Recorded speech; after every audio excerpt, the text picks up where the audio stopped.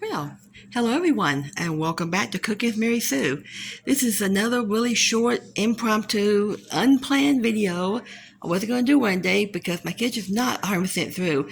It's about 95% through. New oven's in place.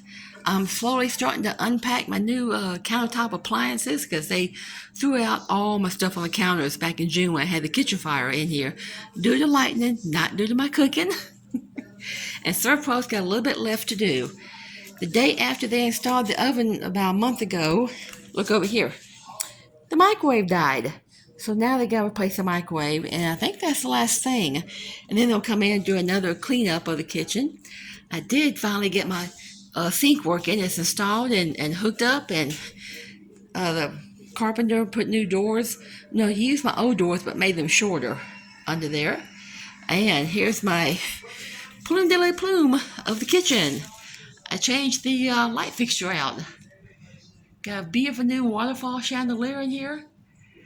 I think I like that almost more than the stove.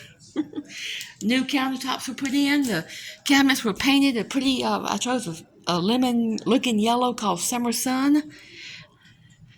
Oh, and they do have to pull out my new two appliances, dishwasher and the fridge, to see if they're okay in back. Today's a cold, not extremely cold, but a cold, rainy day. I'm throwing together some bean soup. And in here, I've got some cornbread cooking. What you see on top of the cornbread is bacon bits. I'll have to share that new recipe later. I had to tweak my recipe and make it a little different because I'm using a larger skillet. And so if I want my cornbread to be nice and deep, I had to change the recipe amounts. I've gone back to all red appliances like usual. I've got 3 more to unpack and put up here. I'm not quite through unpacking all the new stuff. I love this little vase. That's from IKEA. The sink is nice and huge.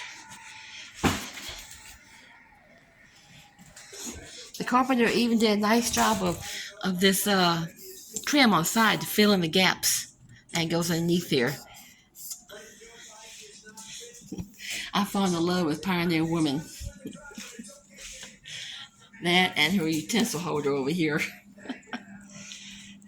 And my soup today, I'm throwing together just quick and easy using canned beans.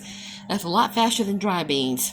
Pinto beans, Great Northern beans, butter beans, which is not my favorite. That's for my husband. He loves them. I'm going to have to pick them out of my soup, though. Instead of vegetable broth, I'm just throwing in some cans of beef broth. And on my freezer, I've got some diced bell pepper, celery, and red onion. And then I'm going to throw in this little bag of frozen spinach. Had to get all new appliances, new cookware.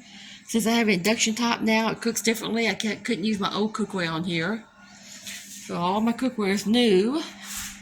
All paid for by insurance too. That's the gorgeous backsplash that the installer put in. You see in my other previous videos, and Mr. E works for Servpro. He's a contractor. He rebuilt that cabinet there. He did the paint job in here. He did the backsplash. He installed the sink. He's just a jack of all trades. And we'll come back in a few minutes and see how the soup looks in just a little bit. Here's another little quick peek at my soup all thrown together. That's the 3 cans of beans, 2 cans of beef broth. You could use vegetable broth or chicken broth, doesn't matter. One thing about my recipes, you don't have to follow them to the letter. You can tweak them and add this or add that, take something out, make it to your taste. I am not a professional cook. I took no lessons. All I did was learn stuff from my mother and grandmother, and I love cooking for my husband.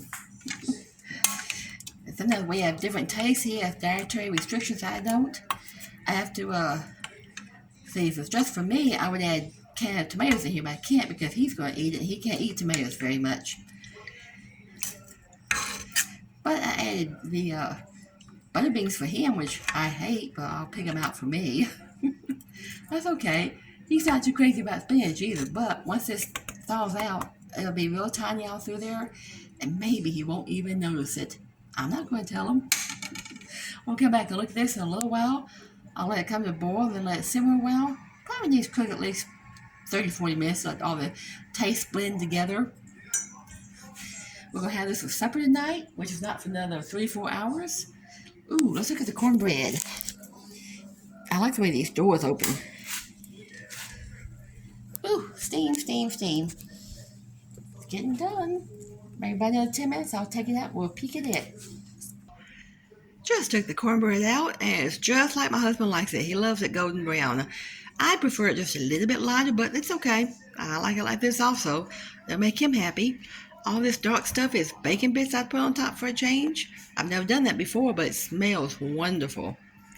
Might look like too much, but can you really ever have too much bacon? Nah, of course not. Now I'm going to cut into it and see how it came out. I might have to let it cool a few more minutes before I cut it, though, because I just took it out.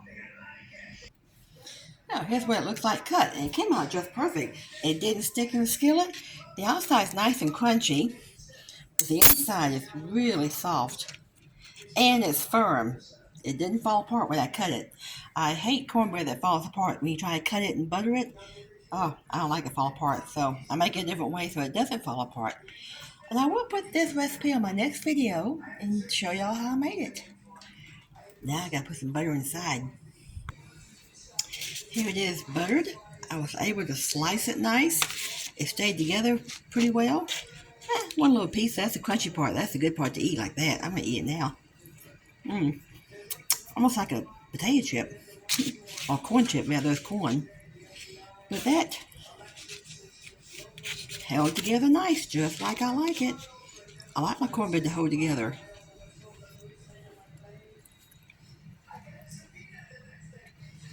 Here's the rest of it over here. That bacon does give it just a wow factor, I guess you'd call it. It's perfect with the bacon on it. I had a viewer send me a comment a few weeks ago. He asked, I think it was a he, did I thank my viewers for my new oven? I wrote him back and said, no, I did not, because the new oven did not come from my viewers. It came from my insurance company. And I'll let you know now, I am not monetized yet by YouTube because I don't have enough subscribers.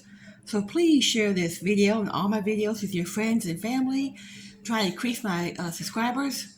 I'm getting close to 500. It's taken me over 2 years for that. But you have to have 1,000 subscribers to get monetized. So it'll be a long time, I think, before I get monetized. And so, my viewers did not buy the stove for me. State Farm Insurance did, due to the fire claim I had back in June.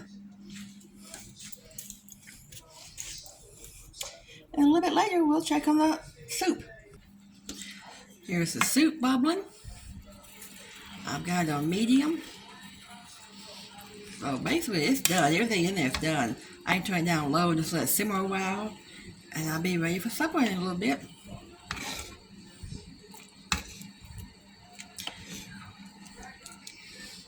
And that looked good for a nice rainy, cool day. Next week, I'll make a pie of chili. Well, I want to end this video of my rainy day bean soup. Some cornbread, bacon flavored cornbread. I'll be back in, I'm not on a schedule yet. I'm not going to be putting one out each week, not yet. Not everything. I've still got a lot of unpacking to do. I've got to refill all these cabinets. I've got 32 boxes of stuff out in the garage to bring for Serpo to bring in so I can unpack and refill all these cabinets. I've still got boxes from Amazon to unpack. So it'll be a while before I get my kitchen all 100% back together. But it's getting close. We'll call it a day. God bless everyone. Enjoy your weekend. Bye.